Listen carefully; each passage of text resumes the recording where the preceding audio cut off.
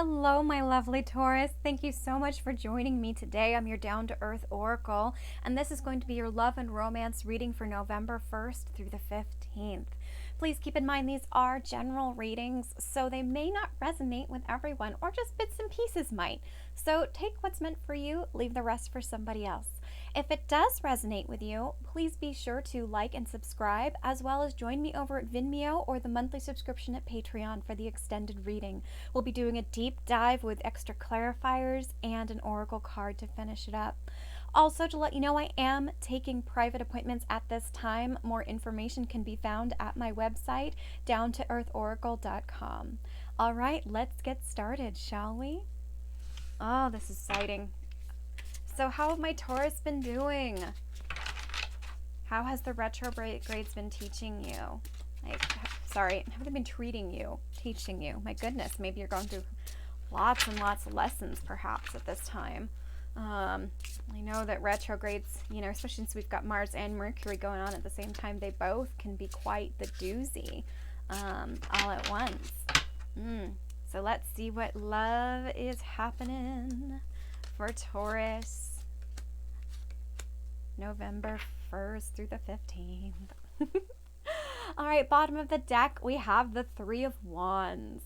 So if the cards are the ego, the surface stuff, the things going on, the bottom of the deck is the id, kind of the undercurrents, what's going on, and sometimes has some beautiful messages going on for us too.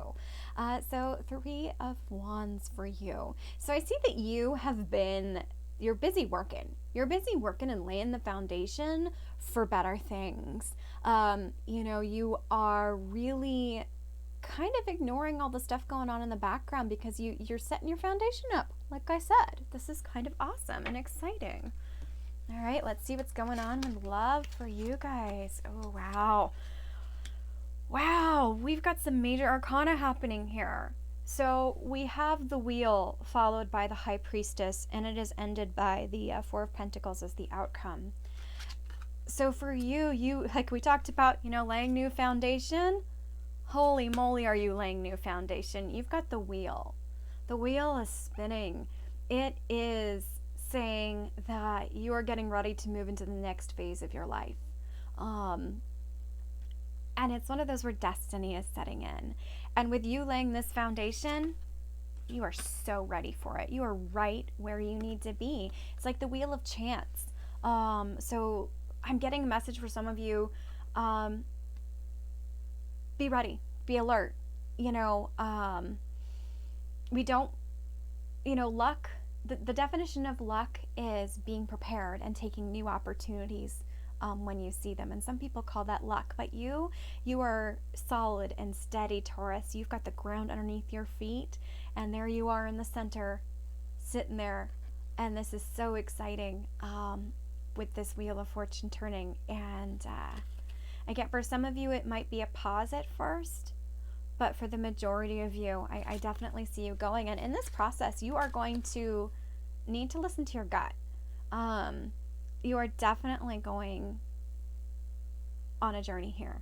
And it's one of those where you're really going to need to pay attention to everything going on around you. There's probably going to be some chaos, and you're going to need to be the center of the storm. You really, really are for a little bit. At the bottom of the outcome, we've got the Four of Pentacles. I see you really, really focusing on building, keeping your feet underneath you and not straying from that. And it's kind of like putting tunnel vision on, right? I'm curious how love is being affected by this, because if you are so busy doing this, you're not going to see the beautiful sheep sitting in front of you. So let's see what this in between is. What's the story in between all of this? Wow. Okay, so that explains a lot. Okay, so in the middle we've got the Ten of Cups, followed by the Eight of Cups, followed by the Six of Swords. There was an ending here, Taurus. Oh my goodness, like you thought you had happily ever after. Like, look at this fat happy sheep playing with a fox, right? Like Ten of Cups is wish fulfillment. It is happily ever after. Like you were following your intuition right into this. Um, and unfortunately, it didn't work out. It didn't work out. I got 2 cards of leaving, right? Like, after this 10 of cups. Like, it might have been blissful for a minute, but at the end of it, somebody walked away. And I feel like this is your person walking away, actually, from you. You were there ready to fill all those cups, with all the tasty snacks and everything else going on. But you let them, and you let them walk away. And that, in turn, let you move away. This is the Six of Swords. And, I feel like you were able to pick yourself up and walk away to something better, something sweeter, something greater, which is why you've got this outcome of, really being focused on your work. I got a feeling that you might, just be ignoring everything else after such a big change, such a big change. I feel like this might have been a karmic lesson that you learned.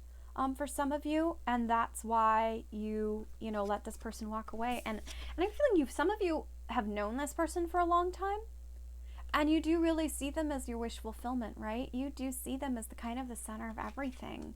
But you were listening to your intuition. Like, you can't, it's not entirely your job to fill up other people's cups. It's not. You can have all the snacks, and they can bring extra snacks to share. But if all of their cups are empty, it's not your job to fill them. And I think you know this. And that is incredible, because that is a hard lesson to learn. I feel like you picked yourself up and you moved on. And that's why you've got this building a new foundation with yourself. And that's why it's got you, like, really, really focused. I just ask that when you're in this super focused, maybe you started a project, maybe started a business, maybe just buckling down at work, or, keeping yourself busy through the heartache and the tasks, just slowly open up to love. Like, see that it's around you. Find the love in your life and recognize it and honor it. And it might not be romantic love. It might not be romantic love at all. And that's okay, because familial love, friend love, all those beautiful versions of love, they're all there. They're all there to lift you up, Taurus. So with that being said, if this resonates with you, why don't you come join me over at the extended reading, either Vimeo or Patreon, and we'll go ahead and do that deep dive and go on from there. Otherwise, Taurus, I hope you have a lovely time, and I will see you next time.